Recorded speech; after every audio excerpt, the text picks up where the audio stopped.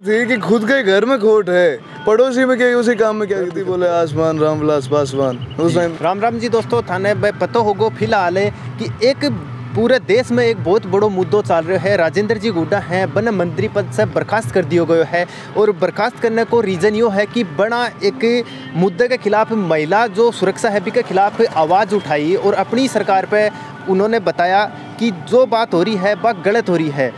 अपनी सरकार भी नाकारा रही है इमें, तो बन सच्चाई बोलने को के नतीजों मिलो है। तो बन का जो पुत्र है शिवम जी गुड्डा, बन से आप बात करेंगे और सारी जानकारी आपसे जो भी जानकारी अपन मिलेगी वह थाने प्राप्त कराऊंगा। तो सबसे पहले शिवम जी बताओ जो पूरा प्रकरण की है, पूरा मामलों की हो।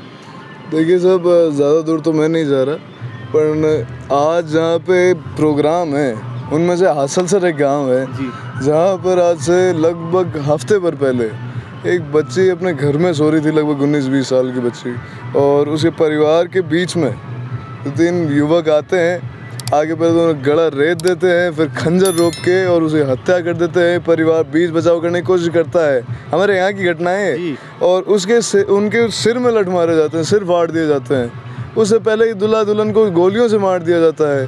उससे पहले हमारे और भी घटनाएं यहाँ हो गई ऐसी। तो अब यहाँ की बात रख दी विधानसभा में जाके, मणिपुर का रोड़ा कर रहे थे। तो इसमें बात ऐसी है साहब कि जब आपके गिरबान में है ना, आप में ही खोट, तो अगले में क्या निकालोगे? आप ही घर को तो संभालो पहले।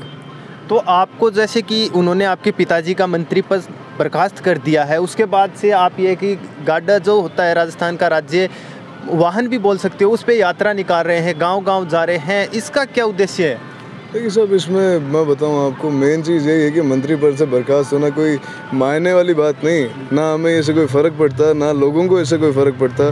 बात ही थी क्यों निकाला था जी, मंत्री पद से हटाना कोई बड़ी बात नहीं है। क्यों निकाला था? क्यों निकाला था कि महिला सम्मान में बोल गए, उनको सिर्फ इतना सा कह दिया। तो पक्ष, जब भी सत्ताधारी जो पार्टी होती है, जो सत्ता का पक्ष होता है, वो कभी भी उस वेल में नहीं आता।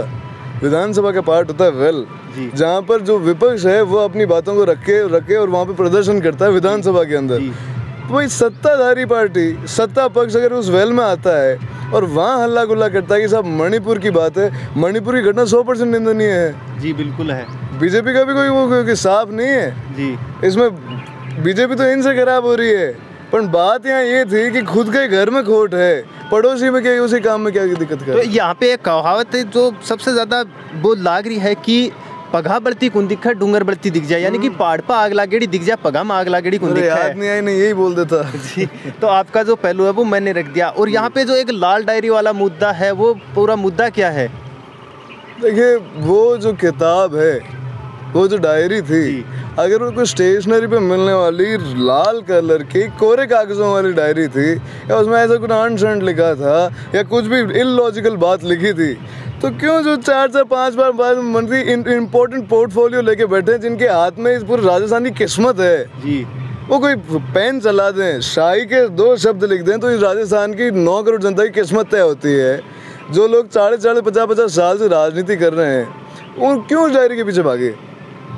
मतलब कुछ तो था उस डायरी के अंदर, तो कुछ आप उस डायरी के 1-2 पन्ने ऐसे हों, क्योंकि हमने यहाँ आपके पार्ट पढ़ा है सब पूरा। एक कुछ इंटरव्यू ऐसे देखे हैं जिसमें पता चला है कि आप जब आपके पिताजी यहाँ मौजूद नहीं रहते हैं तो आप ही उसका जो लेखा जोखा वो देखते हैं। तो क्या वो डायरी आपके पास आई थी? कुछ उसका डायरी का लेखा जोखा नहीं देखता था मैं। नहीं, वो डायरी नहीं, आपके पिताजी का जो काम वगैरह होता है, लोगों से संपर्क करना और सब। हाँ, जो पीछे से, तो वो डायरी आपके संपर्क में आई हो?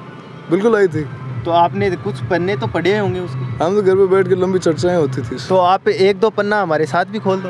आपके साथ मैं सब बताऊं आपको, लोगों में क्यों जा रहे हैं जी, इसीलिए जा रहे हैं कि इन्होंने एक फॉर्मूला अपना लिया। तो इन्होंने परशुराम जी मदेरना साहब के साथ किया, महिपाल साहब मदेरना साहब के साथ, रामेश्वर जी डूडी के साथ किया, जिसके फेट मारी वही पैरों में आके गिर गए। और इसमें हम इनको जवाब देंगे, कहाँ दिक्कत आ रही है? तो वो डायरी जो आपने तो देख ली, तो अब जनता के सामने आप उसको खोल दो। जनता के सामने और बीच में क्यों जा रहे हैं? तो आप हमारे चैनल के माध्यम से हैं साहब, मैं बताऊं आपको, चाहे किसी का भी मामला हो, चाहे शांति जी धारीवाल का मामला हो, इसमें चाहे महेश जी जोशी का मामला हो, चाहे धर्मेंद्र जी राठौड़ का, उसमें राज्यसभा के चुनाव में कि किस विधायक को कैसे खरीदा, बीजेपी से क्रॉस वोटिंग कैसे कराई, और जब ये होटलों में लंगड़ी सरकार पड़ी थी, जिस टाइम पे हम बिना किसी स्वार्थ के इनका साथ ले रहे थे, उस टाइम पे इन्होंने केस को कैसे सेट किया, सब उसमें से। और जो आपके पिताजी के साथ यहाँ पे जाती हुई थी विधानसभा में, जो कुछ ऐसी वीडियोज भी आ रही है जिसमें दिख रहा है कुछ लोग हाथ उठा रहे हैं, इसके आप एक बेटे ने होते नाते आपका कैसा महसूस हो रहा है? मैं बताऊँ आपको, कुछ लोग नहीं थे जी, वो 200 जिम्मेदार आदमियों में से सत्ता पक्ष के वो लोग हैं जिन पे राजस्थान की किस्मत रखी है उनके हाथों में। 9 करोड़ लोग उन्हें चुन के भेजते हैं, उनमें से 100 तो राज के हैं, वही तो टूट के पड़े थे।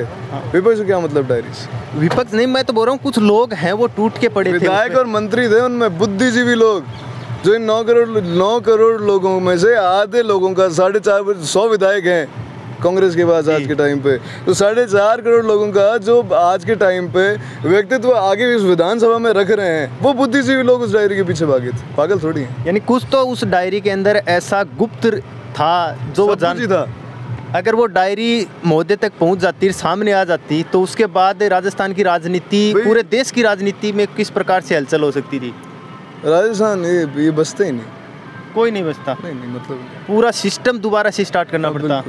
दोबारा क्या हो ही जाता, चुनाव ही हो जाते। अब तो 6 महीने लगते हैं वहाँ पे चुनाव होने में। हम तो बात रख रहे थे, हमारी बात रख रहे थे, हम तो बोलते हैं। तो इसका आपको दुख है कि आपके पिताजी उस बात को जहाँ पहुँचाना चाहते थे पहुँचाने में नाकाम रहे? नाकाम क्या रहे साहब, जहाँ पे लोकतंत्र का काम था वहाँ पे राजतंत्र में मंत्री जी अपने जमाने के अंदर SMS के अंदर बॉक्सिंग किया करते थे जी। तो जब दोनों हाथ किसी बॉक्सर के खुले रहें तो 100 आदमियों का मुंह सुझाने में कहीं दिक्कत नहीं आती। लेकिन इसके अंदर दिक्कत वहाँ क्या थी, डायरी को बचाना हमारे मुख्य काम था, उस डायरी को बचाने के चक्कर में हो गया।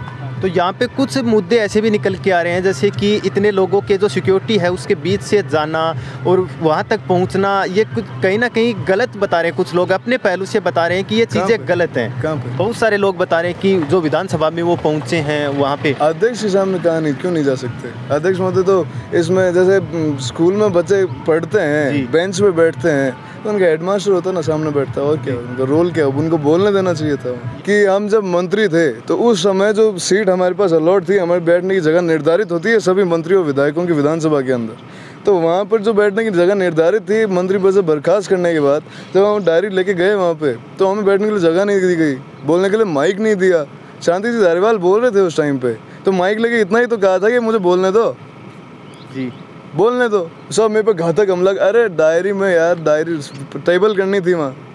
आप सोचिए एक चीज़, आज प्रेस की बात नहीं है, लोगों की बात नहीं है, राजस्थान की सबसे बड़ी पंचायत की बात थी।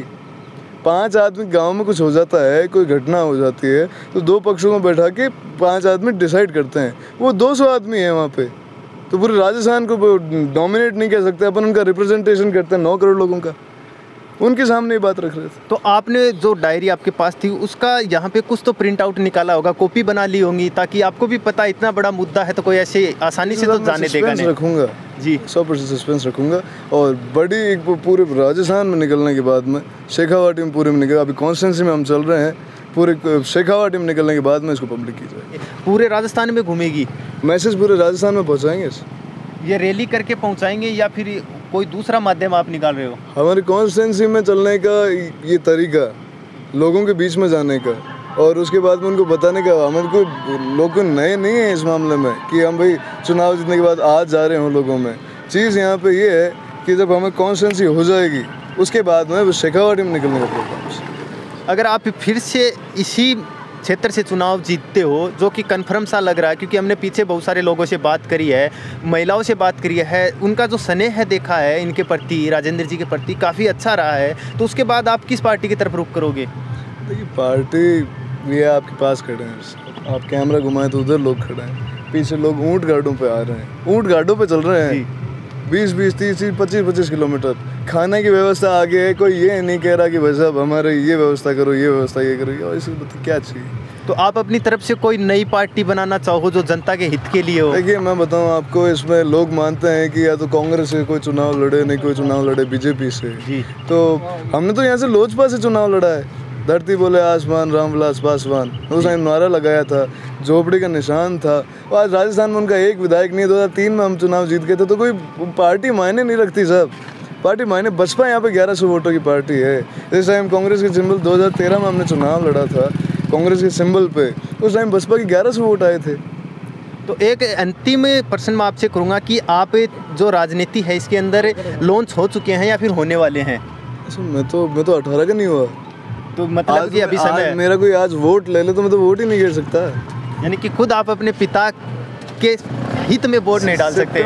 9 सितंबर को मेरा बर्थडे है और तब मैं 18 का हो जाऊंगा। उसके बाद आप अपना शायद उसके बाद बन भी नहीं पाएगा आपका लड़ने के लिए 25 साल की उम्र चाहिए और मैं वोट डालने के लिए बात कर रहा हूँ। तब यहाँ पे जो शिवम गुडा जी हैं इनसे हमने बात करी है और इसके बाद हम आपके इनके पिताजी हैं उनसे भी बात कराएंगे और जो पूरा प्रकरण है महिलाओं की सुरक्षा के लिए इन्होंने जो मुद्दा उठाया है और जो सच बोलने की इनको सज़ा मिली है वो सारी चीज़ें हम आपके साथ यहाँ पे शेयर करते रहेंगे। तो जुड़े रहिए न्यूज़ दोरारी के साथ। तो आज की वीडियो में इतना ही, हो सके तो वीडियो को ज़्यादा से ज़्यादा शेयर ज़रूर कीजिए।